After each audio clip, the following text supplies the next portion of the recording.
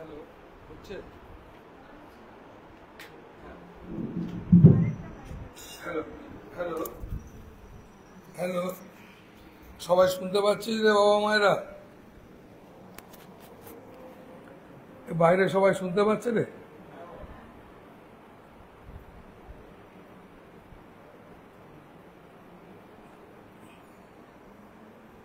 বেশ,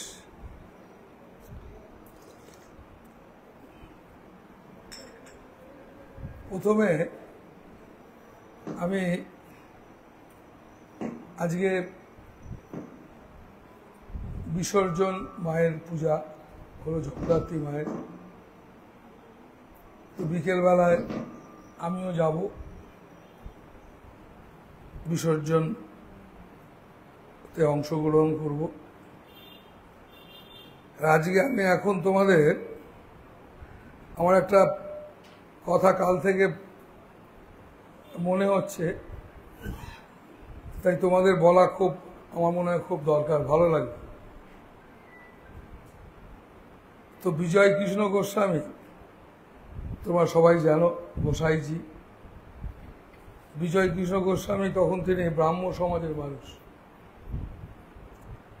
তার বিশাল আকাঙ্ক্ষা পরমাত্মা লাভ।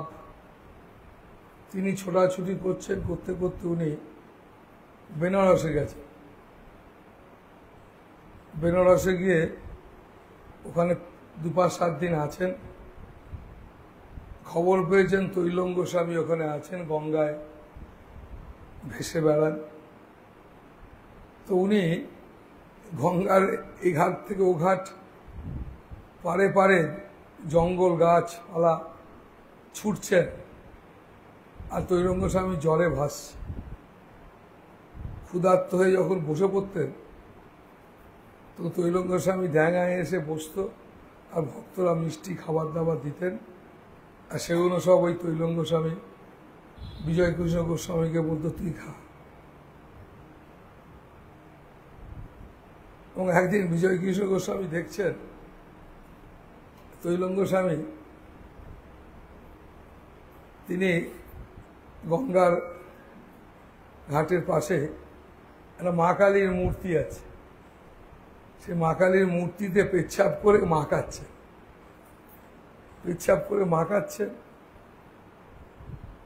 তো এই দেখে ইনি চমকে গেলেন, বলে আপনি কেন মাখাচ্ছেন? তিনি হেসে বললেন, এটা গঙ্গা জল। তারপর উনি গাঁয়ের মানুষকে বলাতে, গাঁয়ের মানুষরা বলল, স্থানীয় মানুষরা বলল, না ওনার সম্বন্ধে কিছু বলবেন না, উনি সাক্ষাৎ ভগবান, উনি যেটা করছেন সেটাই ঠিক। আরো অবাক হলেন। পরবর্তী জীবনে বলল দীক্ষা দেবো, বললো আমি দীক্ষা তো নেবো না, আমি ব্রাহ্ম।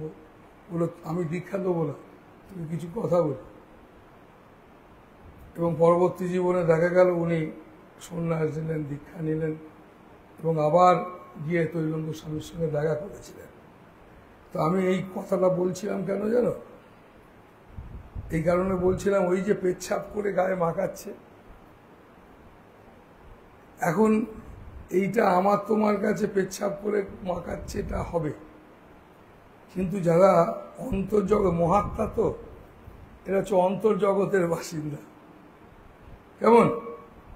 এরা ব্যবহারিক জগতের বাসিন্দারা, এরা অন্তর একটা জগৎ আছে।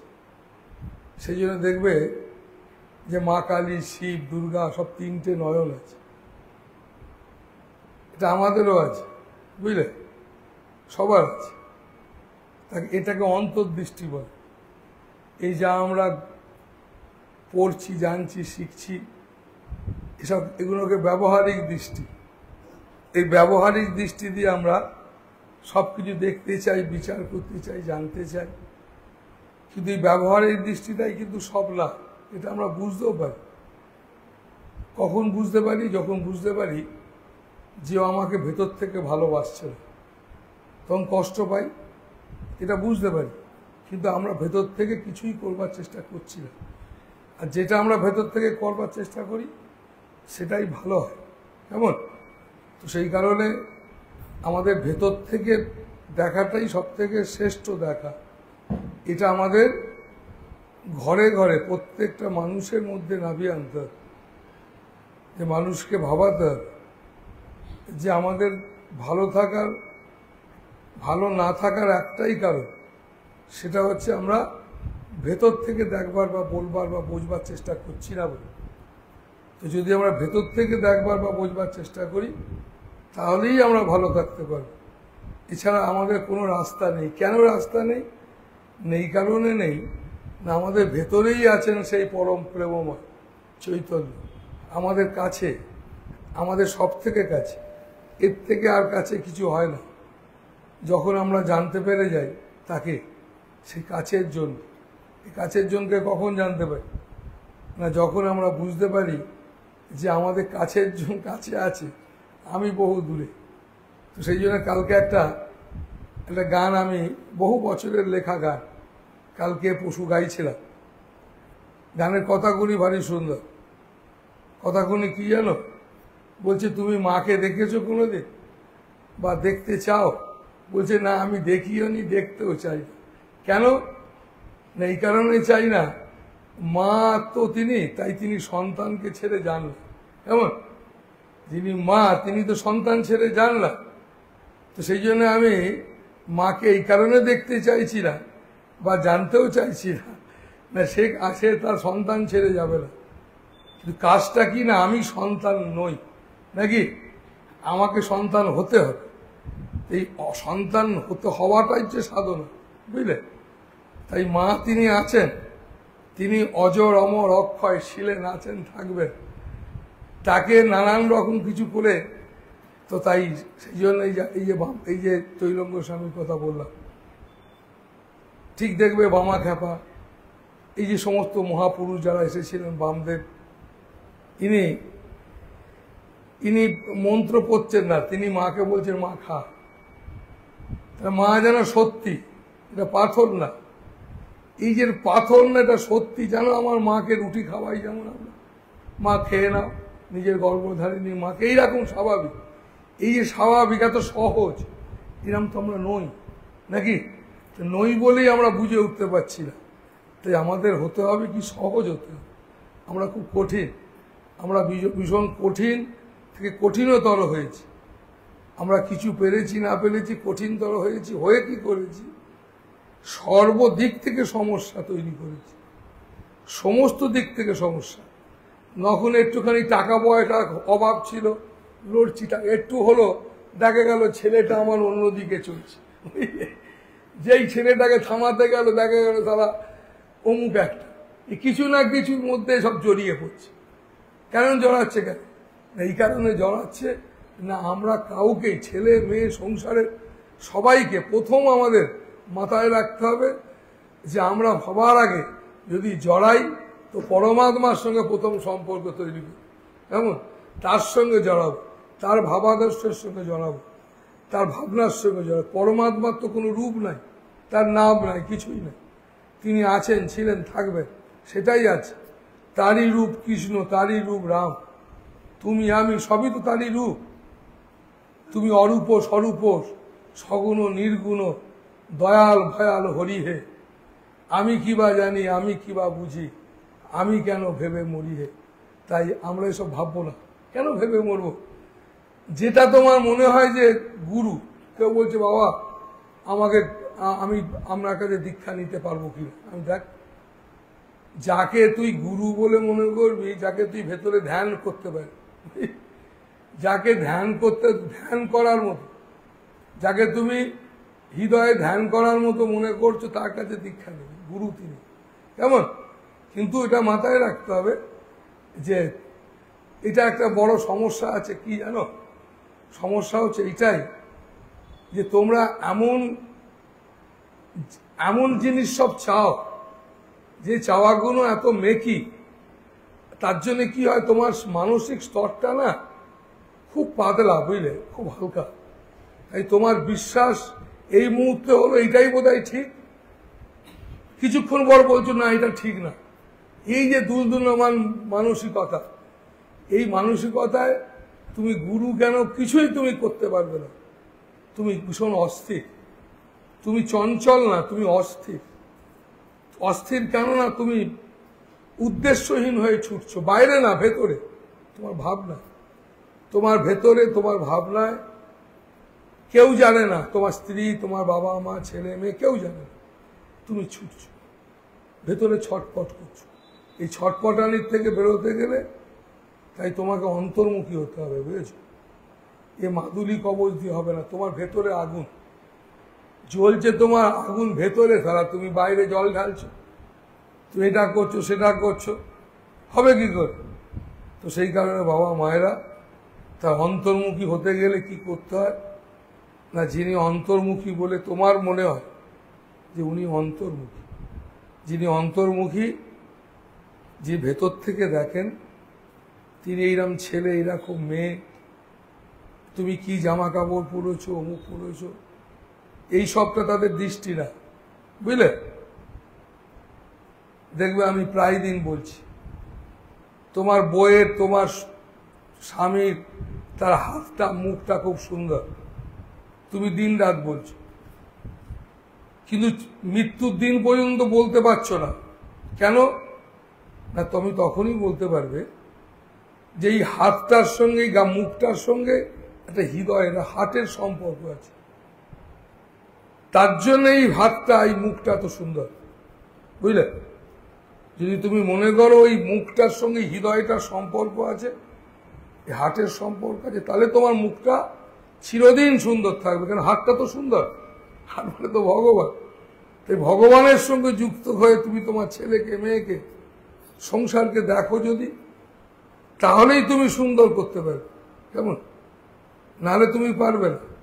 সমস্ত মহাপুরুষ, সমস্ত মহাত্মা যারা এসেছে, তারা সেই পরম সত্যের কথা বলেছেন, নয় মায়ের নাম বলেছেন, নয় শিবের নাম, নয় কিছু না কিছু একটা তারা বলেছেন, কিন্তু আসল ব্যাপারটা কিন্তু সেই পরম চৈতন্য, যিনি পরমাত্মা, যার কোনো রূপ নেই, নাম নেই, তিনি আমার তোমার ভেতরে বাইরে বিরাজ করছেন। আমরা তাকে ভালোবাসবার জন্যে কিছু না কিছু একটা অবলম্বন কিছু ধরছি, আর যেটাকে ধরবো সেই ধরাটা যেন আমার সঠিক হয়, আর ধরাটা যেন আমার এই ক্ষুদ্রতার বাইরে নিয়ে যেতে পারে, এরকম কিছু ধরবো। কারণ এটা তো সত্যি যে আমার নিজের মেয়ে বা নিজের ছেলে এবং তার বন্ধু, সে তো আমারই ছেলে মেয়ে, এটা মুখে বলছি, কই ভেতরে তো করতে পারছি না। এই যে যতক্ষণ না পর্যন্ত দুটোকে করতে পারছি, ততক্ষণ তো আমার মানসিক উন্নতি হয়নি। আমি এখনো আমার সেই ক্ষুদ্র গণ্ডির ভেতর বাইরে বেরোতে পারিনি, আমার এখনো অন্তর্মুখী হতে পারলাম না। যে অন্তর্মুখী হবে সে দেখবে একটু একটু করে ওই রকম একটা জায়গায় পৌঁছবে, তার মানসিক স্তরকে ওরকম জায়গায় নিয়ে যাবে। তোমাদের মানসিক স্তর, তার জন্য তোমাকে প্রার্থনা করতে হবে, ভাবতে হবে কখন আমার হবে, কখন সেই রকম আমি দুটোকে এক করতে পারবো, কখন আমি কোন মুহূর্তে আমি চাই, এক্ষুনি চাই, এরকম একটা ব্যাকুলতা চাই, এই ভেতরে ভেতরে তোমার মধ্যে আসতে হবে। তো তা না হলে তুমি কি করে করবে, না হলে তুমি কি করে বুঝবে? তুমি যতই পড়াশোনা করো, যতই জপ ধ্যান করো, কিন্তু মাথায় রাখবে যে তোমার ভেতরে সেই চেতনা চাই। তাই গুরুর কাছে মানুষ আসে কেন জানো? জ্ঞান লাভ করবার জন্য। সেই জ্ঞানটা হচ্ছে আত্মজ্ঞান, ভেতরের জ্ঞান, সেটা বই পড়ে হয় না। কেমন? সেটা বইয়েতে অনেক কিছু লেখা আছে, কি সমস্ত কিছুটা তার জন্য মানুষ মহাত্মার কাছে আসে, কারণ সেই মহাত্মার কাছে এসে সেই জ্ঞান তোমার মধ্যে আছে, তার কাছে এলে কি হয়, আস্তে আস্তে সেটা জাগতে থাকে। তাই যতক্ষণ না পর্যন্ত মানুষের সেই আত্মজ্ঞান, অন্তর্মুখী জ্ঞান লাভ হয়, ততক্ষণ মানুষ ভালো এই কারণে থাকতে পারে না। আমাদের মূল দুঃখের কারণ অজ্ঞতা, অজ্ঞতার পাথর। আমাদের মধ্যে ভক্তি আছে, ভক্তির কোনো কমতি নেই, শুধু অজ্ঞতা নামক পাথরটি আমাদেরকে খুলতে দিচ্ছে না। তো সেই জন্য এই অজ্ঞতা নামক পাথরটিকে একমাত্র গুরু জ্ঞান মানে যাকে ব্রহ্মজ্ঞান বলে। গুরু মানে একটা শুধু ব্যক্তি না, শুধু ব্যক্তি হলে ঝামেলা চুকে যেত, কিন্তু ব্যক্তিকে আমরা পুজো করি কেন? এই কারণে পুজো করি না সেই ব্যক্তির মধ্যে সেই আত্মজ্ঞান তিনি লাভ করেছেন। সেই আত্মজ্ঞান মানে যিনি নিজেকে জেনেছেন। নিজেকে জানলে কি হয়? নিজেকে জানলে সেই বুঝতে পারে যে সেই কি পরম আনন্দ। আর তিনি সর্বশক্তিমান। এই কৃষ্ণ রাম এরা শুধু একটা অলৌকিক শক্তি সম্পন্ন ব্যক্তি ছিলেন তা না। অলৌকিক শক্তি তো ছোটখাটো ব্যাপার। যারা মহাত্মা, রাম কৃষ্ণ চৈতন্য, এরা সবাই হচ্ছে সেই, এরা অনেক উন্নত, এরা এর অনেক ঊর্ধ্বে। কোটি সূর্য, অণু, পরমাণু, ইলেকট্রন, প্রোটন যা কিছু আছে মহাবিশ্বে, এর সমস্ত কিছুর ঊর্ধ্বে এরা। তাই আমাদের দ্বাদশ অবতারের মধ্যে কপিল, তিনি বলেছেন মা, তার মাকে বলছেন মা আমার ভয়েতে সূর্য আলো দেয়, আমার ভয়েতে বাতাস সবাইকে দিচ্ছে, আমার ভয়েতে ধরিত্রী জলমগ্ন হয় না, আমার ভয়েতে মহাকাল, আমি মহাকাল নামে প্রতিষ্ঠিত, আমায় সবাই ভয় পায়। তো সেই কারণে বাবা মায়েরা যারা মহাত্মা তারা সব কিছু করতে পারে, বুঝলে? তারা অলৌকিক শক্তির অধিকারী। কেন? অলৌকিক তো ছোটখাটো জিনিস।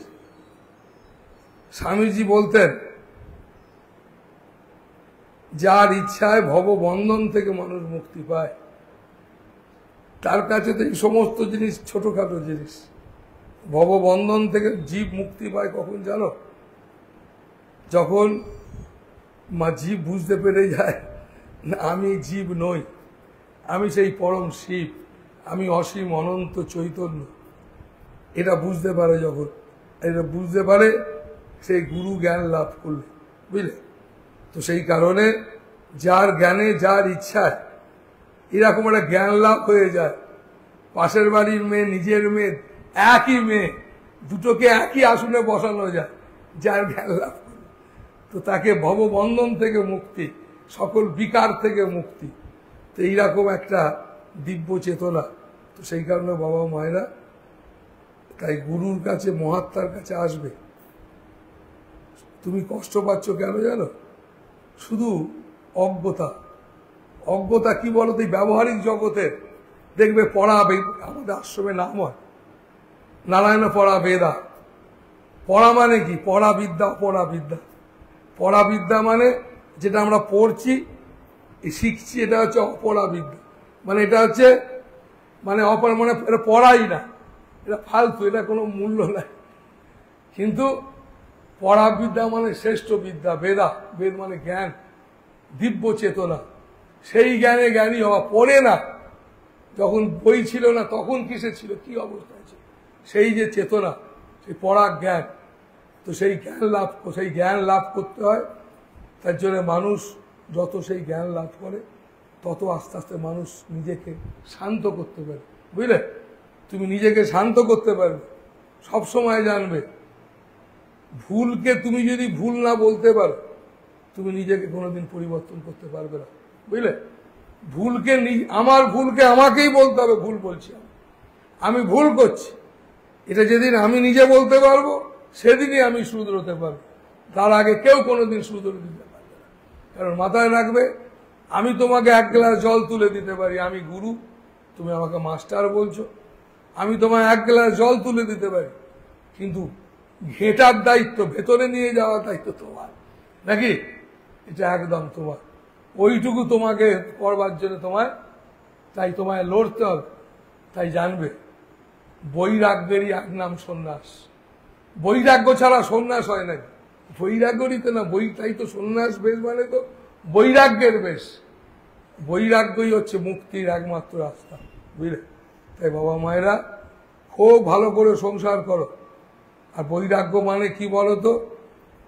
সবসময় মাথায় রাখবে, ছেলেকে, স্বামীকে, স্ত্রীকে, এদেরকে যদি তুমি পরমাত্মা স্বরূপ ভাবতে পারো, শ্রদ্ধা করো, এই করবার জন্য যে লড়াই আমাকে করতেই হবে, এদেরকে শ্রদ্ধা, আমার ছেলে মেয়েকে নারায়ণ, স্ত্রীকে, মাকে, বাবাকে ঈশ্বর জ্ঞান করার যে আমাকে করতেই হবে ঈশ্বর জ্ঞান, এর আমাকে ইচ্ছা, এই ইচ্ছাটাকে বৈরাগ্য বলে।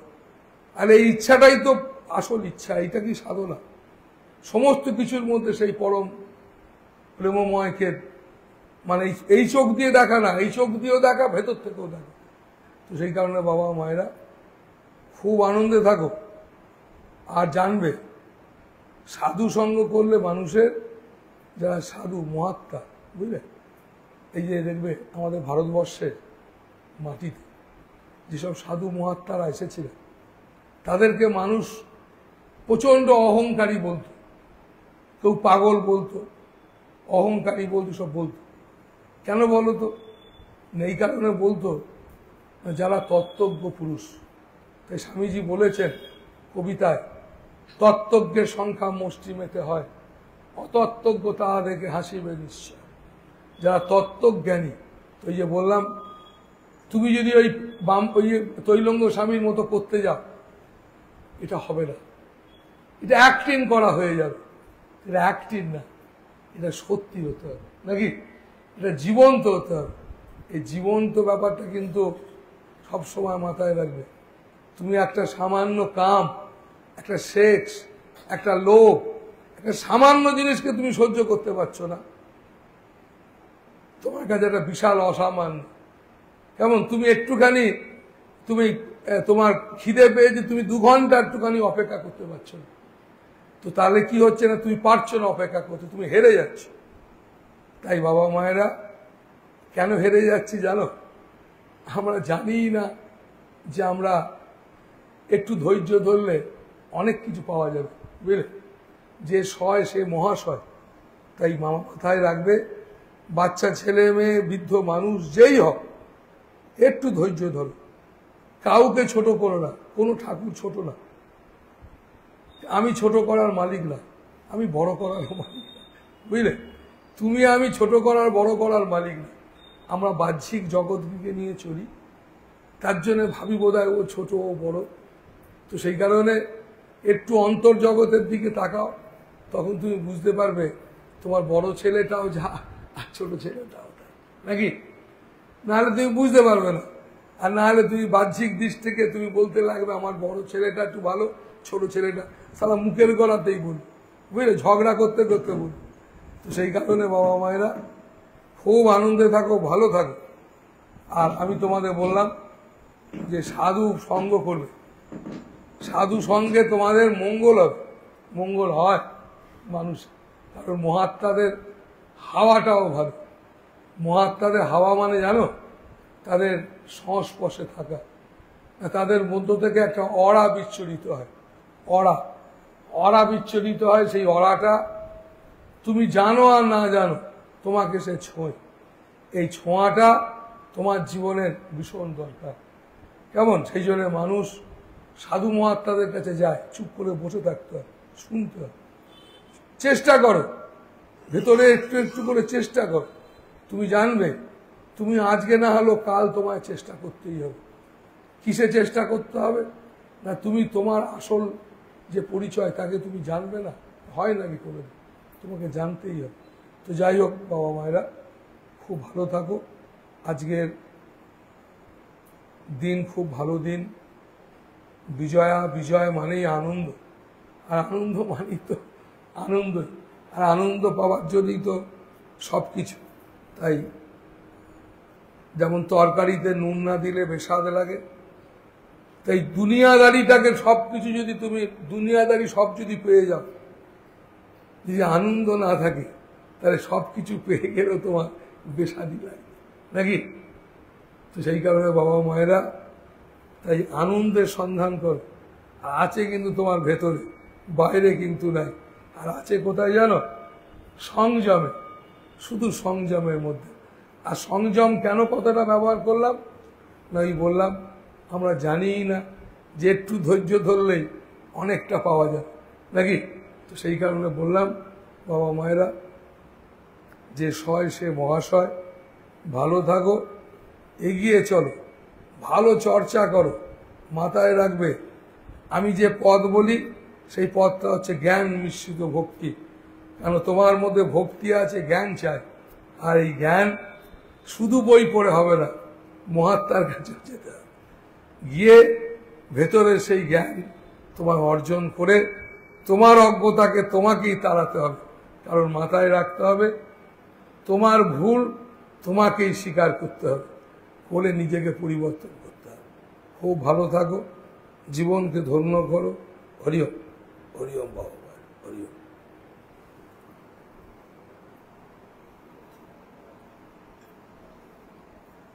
চা নিয়ে আসতে